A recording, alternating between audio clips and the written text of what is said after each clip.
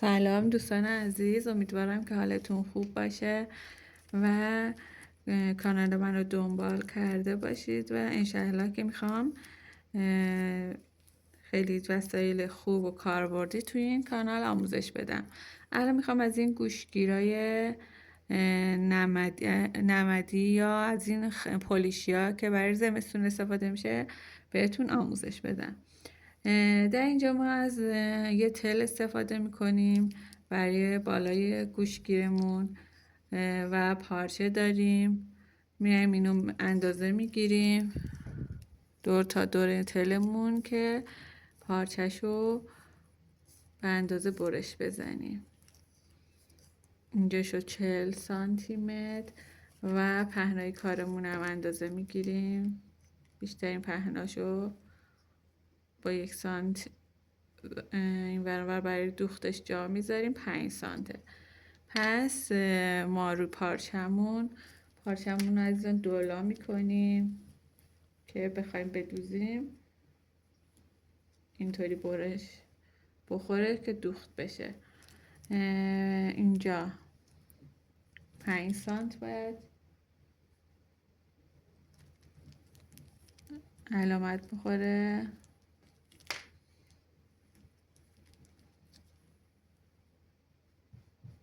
و طولمونم 40 سانت بود. اینجا علامت میزنیم و اینو بچه ها دوستان عزیز برش میزنیم که برای توی کارمون رد کنیم برای تل. دوستان عزیز برای مرحله بعدی میایم برای گردی گوشگیرمون. من اینجا 30 سانتی متر علامت میزنم. شما هم اگه دوست دارید پهنا و گردش بیشتر باشه بیشتر یا کمترش کنید، برای به سلیقه خودتونه. و اینجا هم 30 علامت میزنم. حالا دوستان عزیز با این علامت با این صابون علامت میزنیم. یک مربع 30 در 30 و علامت میزنیم. حالا میخوایم یه چیزی پیدا کنیم که اینجا گرد باشه بتونیم قشنگ قالبش رو در بیاریم که بینم بخوره. من تو اینجا یه سینه کوچیک داشتم تو خونه که آوردم و ازش استفاده کنم. شما هم میتونید برید یا با پرگار بذارید وسطش یا یه وسیله گردی برید که بهش بخوره. حالا من این سینه رو میذارم وسط کارمون و با صابون دور تا دورش رو علامت میزنم. ببینید بعد دوستان عزیز کار دوتایی باشه، پارچه رو دولا کنید که ما به 2 تا گردی احتیاج داریم. وقتی که علامت زدیم میریم برای برش کارمون.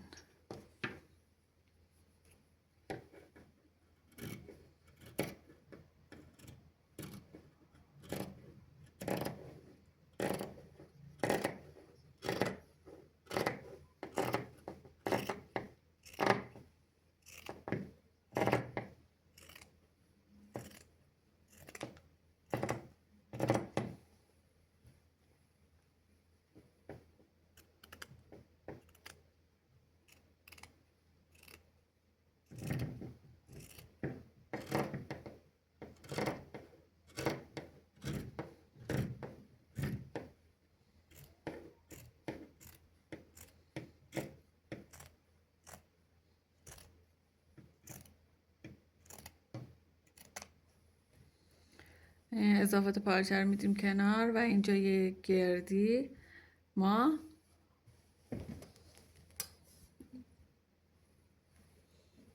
ما به دست اومد. حالا میریم برای بقیه کارا و دوختش. دوستان عزیز همینطور که گفتم گردیای ما آماده بود و من با دست اومدم دورش رو دوختم.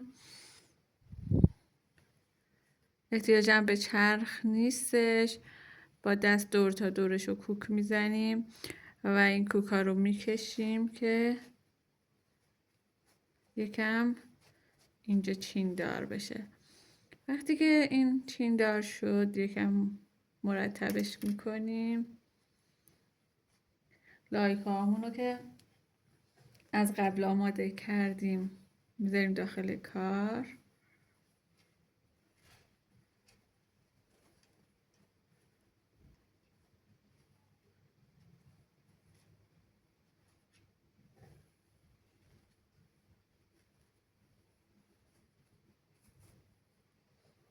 خب وقتی که به اون اندازه که رسید که توش داخلش پر شد ما اینو میکشیم، چینا رو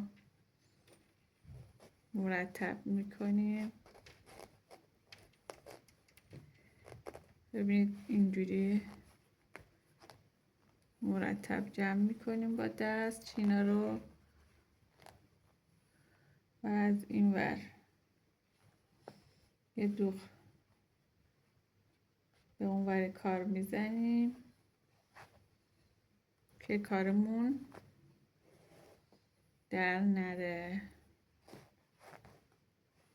و از این ورم به این ور.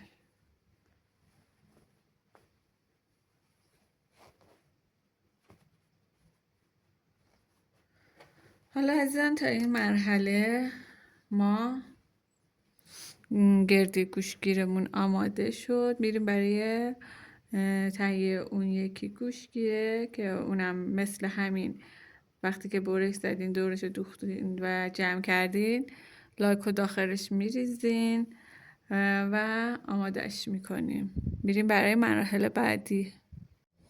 دوستان عزیزم در ادامه بهتون برای اینا که آماده شد دیدین لایکاش هم زدم دوتا به یک اندازه.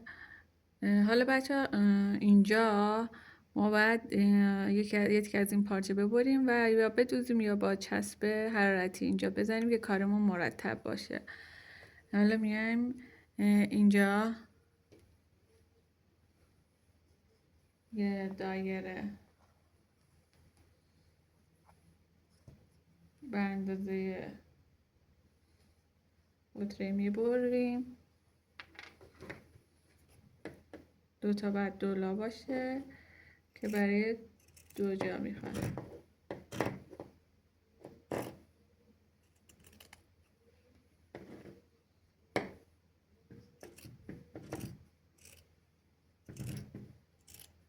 من کار در میارم که راحت تر بتونم برشش بدم.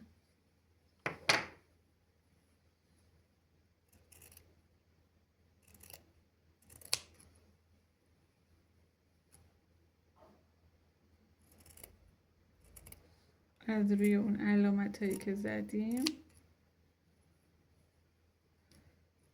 گردیمون رو مرتب برش میزنیم.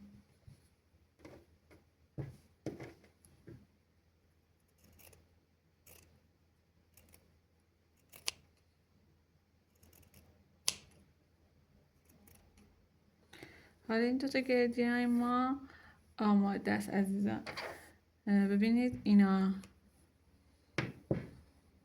با چسب حرارتی میزنیم روی این کارا، این هم با چسب حرارتی میزنیم روی کارمون. وقتی که اینا آماده شد میریم سراغ اون 40 سانتی که گفتم بهتون بدوزید. دور تا دور اینو دور تا دورش رو ندوزیم پایین بالاشو، فقط این طولش رو به چی بدوزیم و میخوایم اینجا به تلمون رد کنیم. خیلی ساده ما اینو به تلمون رد میکنیم و اینجا این تلمون که برای گوشگیره آماده میشه. اینا رو هم که میرم براتون چسب بزنم. وقتی که چسب زدم اینا رو اینجوری قرار میدیم با چسب به گوشگیرمون وصل میکنیم و گوشگیر زیبای ما خیلی ساده و شیک آماده میشه. الان براتون آماده شدهشم میارم، این رو چسب میزنم و آموزش رو بهتون بقیهش رو بهتون یاد میدم. عزیزان من تفنگ چسب حرارتی رو آوردم که براتون اینجا انجام بدم که شما هم ببینید و استفادهش رو ببرید. عزیزان ببینید این تلو گوشتی رو میارید، تلو میذارید وسط کار همونطور که میبینید و ما اینو دقیقاً اینجا چسب میزنیم. حالا اول یکم چسب تلمون میذاریم که فیکس بشه، ثابت بشه. وسط کار رو پیدا کنید که دقیقاً کارمون وسطش باشه و گوشگیریمون این ور اون ور نباشه. و حالا این گردی و دور تا دورش رو با چسب حرارتی میزنیم که ثابت بشه. ببینید خیلی ساده ما اینو میچسبونیم. حالا اون طرف کارم مثل این ور میارید تلمونو اول ابتدای کار چسب حرارتی میزنیم همینطور که میبینید.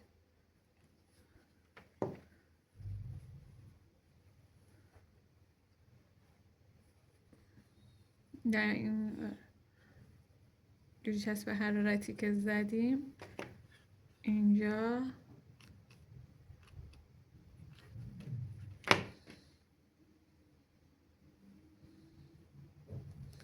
چون این ورم چسب زدیم این رو سریعتر میچسبونیم روش که دو طرف کارمون محکم بگیره. و اینجا یه چسبم برای این یک تیکه از کارمون که محکم بشه استفاده میکنیم.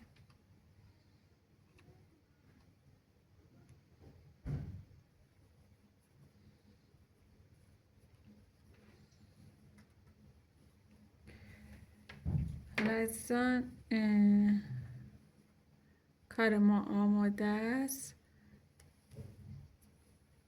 و برای اینکه کارمون رو یکم سفت‌تر و محکم ترش کنیم میتونید دور تا دورش رو کوک بزنید با دست و یا چسب حرارتی رو محکم کنید که کارمون دیگه محکم باشه که استفاده میکنیم لذتش رو ببریم. انشالله توی این سرمای زمستون از این کار زیبا استفاده کنید و لذتش رو ببرید. ممنون که به آموزش من توجه کردید. انشالله که آموزش های مفیدتری براتون در ویدیوهای بعدی میذارم. منتظر ویدیوهای بعدی من باشید عزیزان. متشکرم و خدا نگهدار شما.